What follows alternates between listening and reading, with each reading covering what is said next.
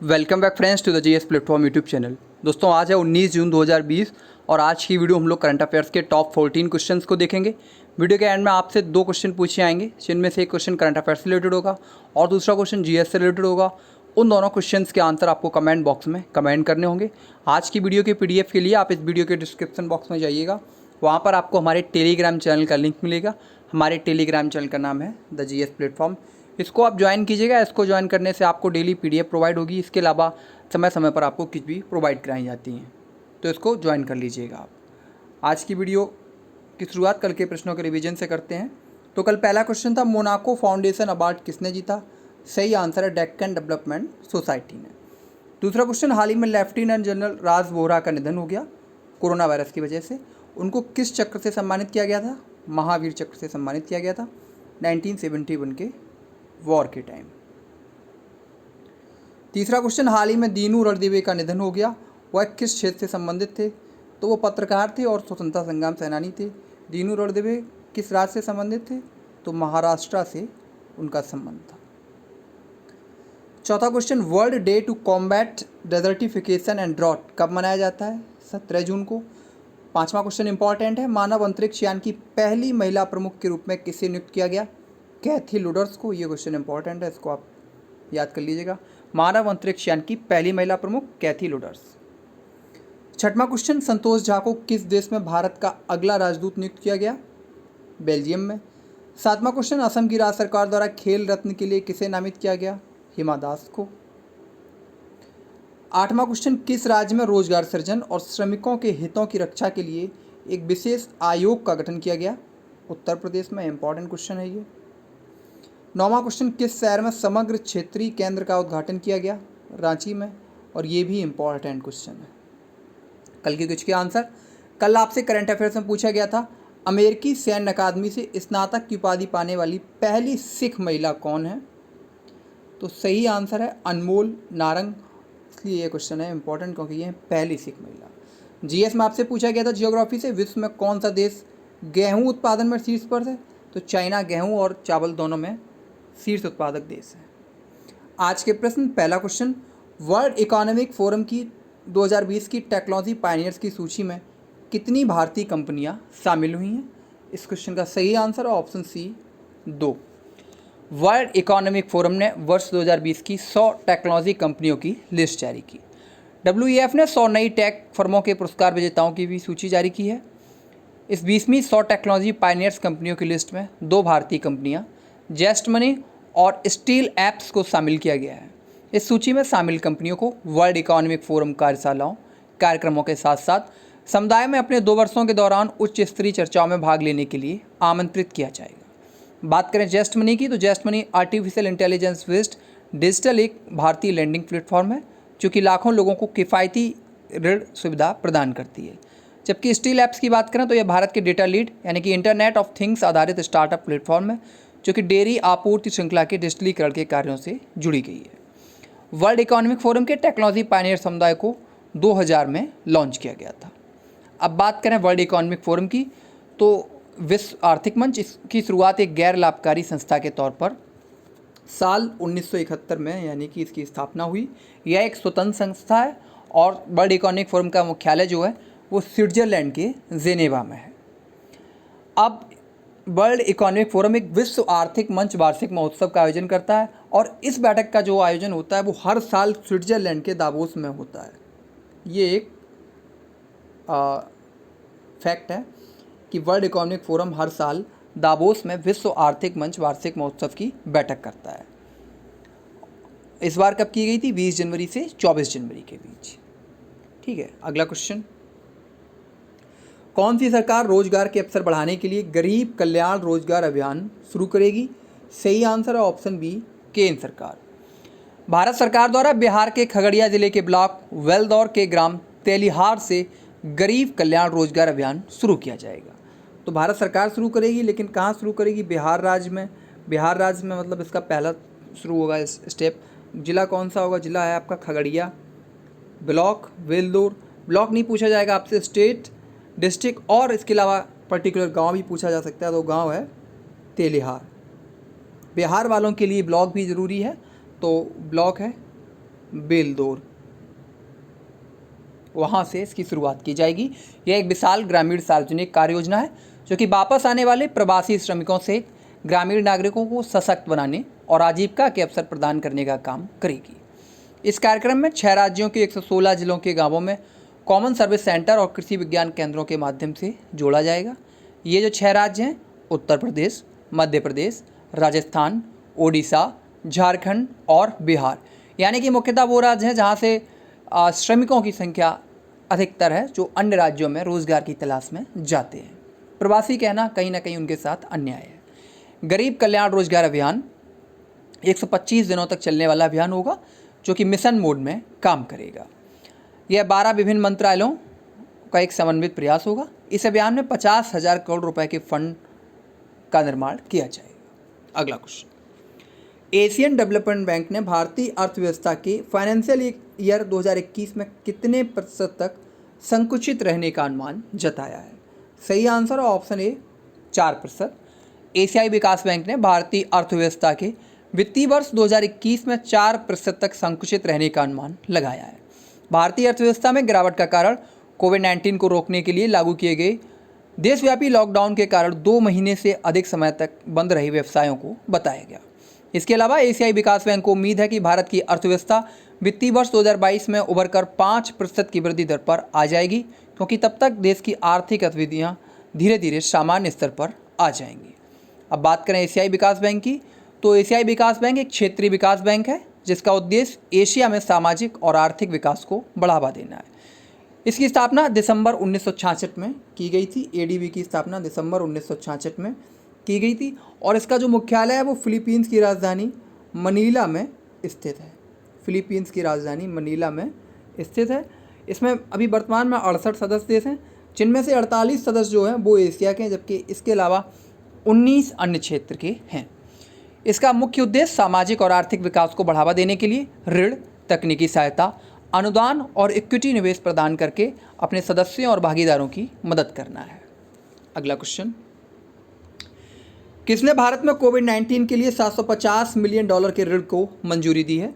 सही answer option B AIIB यानी कि एशियन इंफ्रास्ट्रक्चर इन्वेस्टमेंट बैंक ने भारत को गरीब और कमज़ोर वर्ग पर पड़ने वाले कोविड-19 के प्रभाव के खिलाफ अपनी लड़ाई को मजबूत करने के लिए 750 मिलियन यानी कि लगभग 5,714 करोड़ रुपए को ऋण को मंजूरी दी है।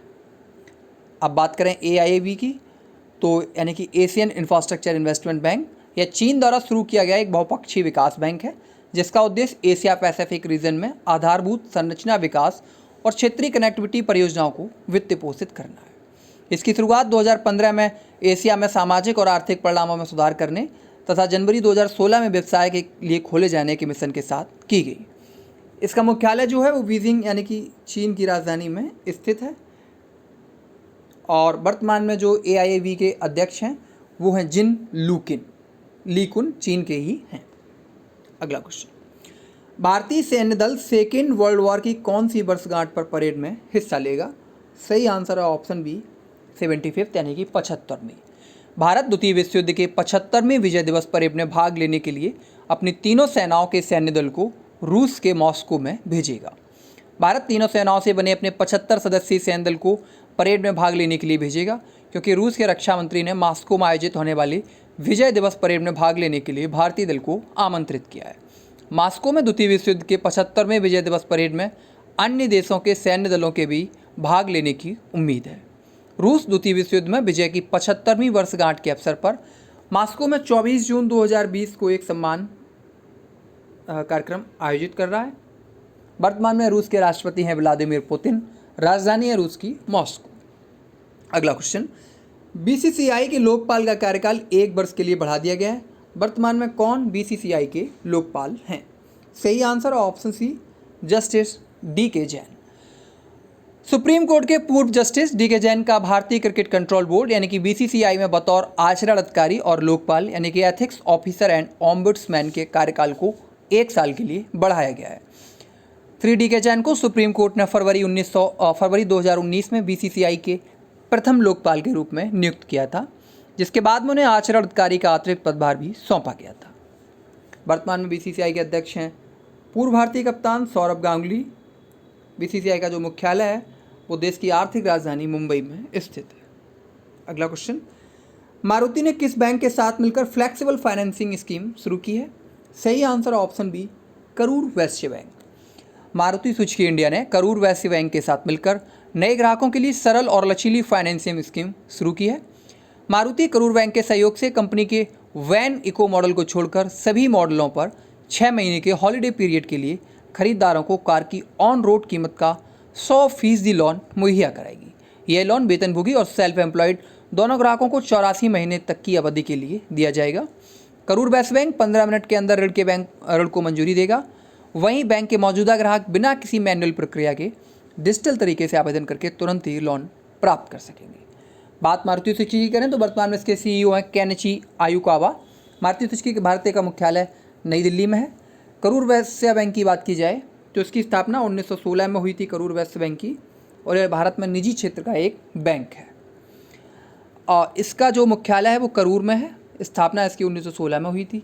सीईओ हैं PR शेषाद्री, और वर्तमान में भी PR शेषाद्री ही हैं। अगला क्वेश्चन, चौथी एशियाई युवा पैरा गेम्स की मेजबानी कौन सा देश करेगा? इंपॉर्टेंट क्वेश्चन है। सही आंसर है ऑप्शन ए, बहरीन। एशियाई पैरालंपिक कमेटी ने बहरीन में आयोजित होने वाले एशियाई युवा पैरा गेम्स के चौथे संस्करण को दिसंबर 2021 में आयोजित किए जाने की घोषणा की है। इन खेलों में 20 साल से कम उम्र के लगभग 800 एथलीटों के 9 खेलों में हिस्सा लेने की उम्मीद जताई गई है। ये 9 खेल हैं athletics, badminton, basketball, basketball, para taekwondo, power lifting, swimming, table tennis और व्हीलचेयर बास्केटबॉल। इस कार्यक्रम का आयोजन बहरीन की राष्ट्रीय पैरालंपिक समिति के सहयोग से किया जाएगा। बहरीन की बात करें तो बहरीन की राजधानी है मनामा, जबकि वर्तमान में बहरीन के राजा हैं हमद बिन ईसा अल खलीफा। अगला क्वेश्चन, सस्टेनेबल गैस्ट्रोनॉमी डे कब मनाया जाता है? सही आंसर है ऑप्शन सी, 18 जून। हर साल 18 जून को वैश्विक स्तर पर सस्टेनेबल गैस्ट्रोनॉमी डे मनाया जाता है। यह दिन गैस्ट्रोनॉमी के प्रकृति से संबंधित सांस्कृतिक अभिव्यक्ति सहित दुनिया की सांस्कृतिक विविधता के रूप में स्वीकार करने के लिए मनाया जाता है। संयुक्त राष्ट्र महासभा ने 21 दिसंबर 2016 को एक प्रस्ताव के माध्यम से 18 जून को अंतर्राष्ट्रीय स्तर पर सस्टेनेबल गैस्ट्रोनॉमी डे के रूप में मनाए जाने की घोषणा की, यानी कि 2016 से इसकी शुरुआत की गई है। अब सस्टेनेबल गैस्ट्रोनॉमी क्या है? तो गैस्ट्रोनॉमी को कभी कभी पाक कला अथवा भोजन बनाने की कला भी कहा जाता है। अगला क्वेश्चन,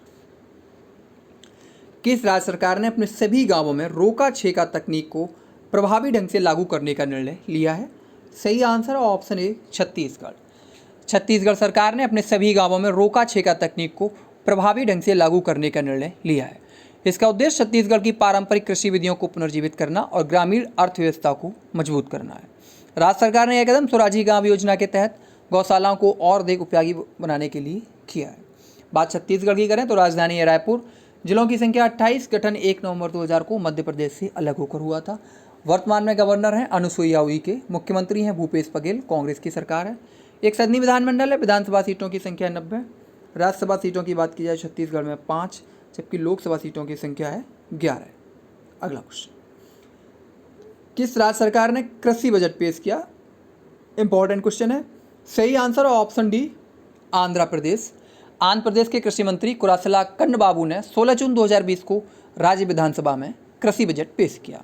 इस बजट में ऋतु भरोसा PM किसान योजना के लिए 6,885 करोड़ रुपए आवंटित किए गए। अगला क्वेश्चन, अच्छा, आंध्र प्रदेश की बात करें तो आंध्र प्रदेश भाषाई आधार पर गठित होने वाला देश का पहला राज्य था। आंध्र प्रदेश का गठन 1 अक्टूबर 1953 को हुआ था। ठीक है। अब आंध्र प्रदेश में 2 सदनी विधानमंडल हैं। विधान परिषद सीटों की संख्या आंध्र प्रदेश में विधान परिषद सीटों की संख्या 58 है।